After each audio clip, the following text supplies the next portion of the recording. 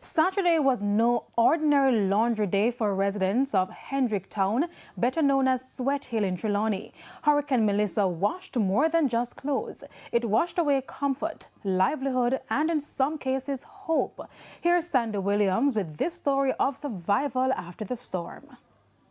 On what should have been a quiet weekend, lines of clothes told a story words could hardly spin. From one yard to the next in Sweat Hill, drenched garments danced in the wind, as if celebrating the hurricane's exit, while the faces beneath them could barely manage a smile. Furniture stood in the sun, soaking up whatever warmth was left, and homes once held together by nails and faith now stood exposed, split apart by Melissa's rage. So me look, his zinc tap blew up. So when the zinc tap blew up now, I come back down, I say, no man, we can't stay. So that time, my breeze there blowing up, and I feel the whole house a shake. So when it blew up and come down now, I say, my sister say, get something for you, baby. Just take up anything. So I just call my brother. By the time we go up the road, we say blow down. This is actually one of several houses in Sweat Hill, Trelawny that has been completely destroyed during the passage of Hurricane Melissa. It's actually a two-bedroom structure, once housing 7 persons, but now its foundation only holds the memories of what used to be a comfortable home. As far as I can see, everything pertaining to farming, housing, and all those stuff, gone. For others, the loss was more personal and painful. It's stressed out because I'm sick with my heart, stomach, everything. Pill, everything went up. Pressure, everything went up. I don't have any pill, nothing at all. I did find back 2 of the pill, they put them to dry. That's it, we can take something. With her home flattened, Charmaine built a makeshift kitchen because even if everything else was gone, her 2-year-old granddaughter still needed a meal. As for clean clothes, this morning when I came down, we started to wash most of the clothes, but most of them don't good. We have to go burn them. Rodney Virtue, her son, has been walking not to farm but to beg. I walk a beg clothes. Yeah, me just ask people for a suit of clothes and so. Yeah, who have it there we give me. For Romaine Thompson, Hurricane Melissa hit more than home. It hit heart and head. The first day when I come here, I don't know if it started.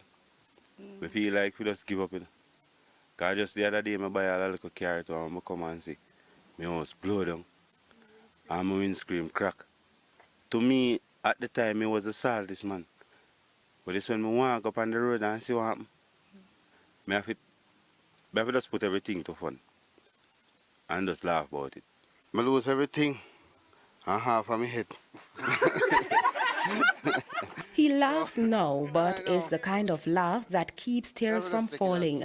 Even District Constable Cynthia Kelly, a decorated police officer of over 20 years who braved the storm to help a pregnant mother of 2, came home to find her own roof gone. And I did not even know that my roof was gone until about 2 days after, because I got cut off at both ends.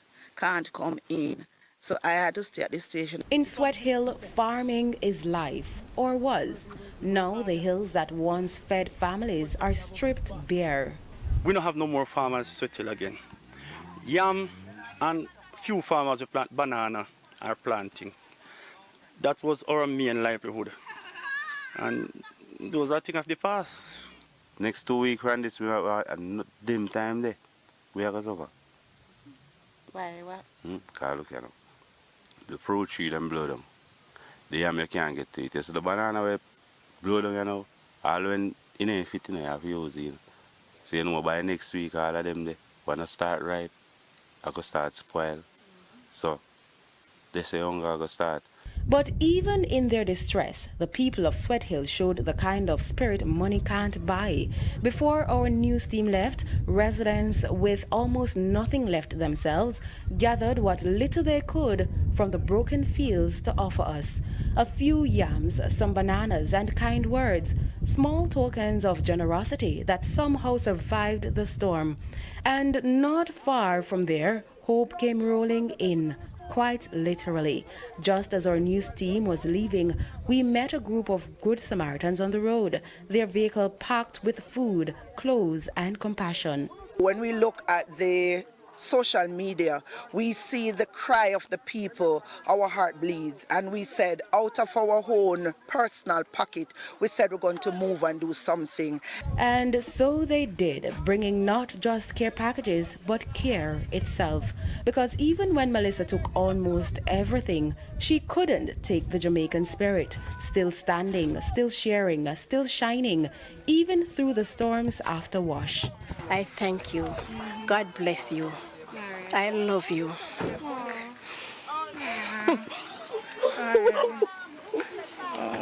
Sandy Williams, TVJ News.